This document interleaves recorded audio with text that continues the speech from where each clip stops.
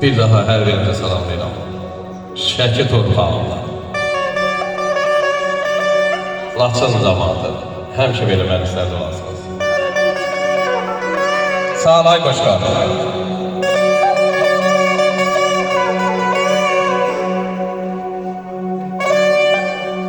Çalışır, söyləyim dərdi qəlimi. İravan zəngəzur göyçə elimi. Əskəran xan kəndi böyük vidimi. Könlüm vətənimi azad şən istər. Bir yanıq kərəmi havasını istər. Küsübdü qara çox, doğma borçalı. Küsübdü qara çöp, doğma borçalı. Zəncam bəz qalandan düşdü maralı. Qaysağı qan verən arazi yaralı. Könlüm Təbriz, Bakı, bütün bir istər. Bir yanıq kərəmi havasını istər. Xocalı Xocavənd gözləri yolda. Ağdərəm ağlayır, qalıbdı darda.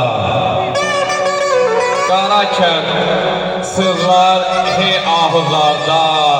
Könlüm Ağrı dağa, Qarsa yol istər. Bir yanıq kərəmi havasını istər. 31 mart günü, 1 aprel günü. Xalqımın köksünə vuruldu süngü.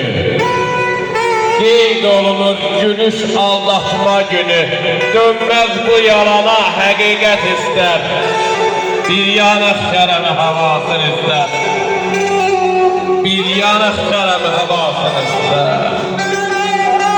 Bir yanıq kərəmi havasını istər.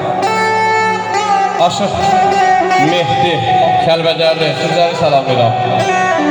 Aşıq Lətifə xanım Teşməli sizləri salamlayıram.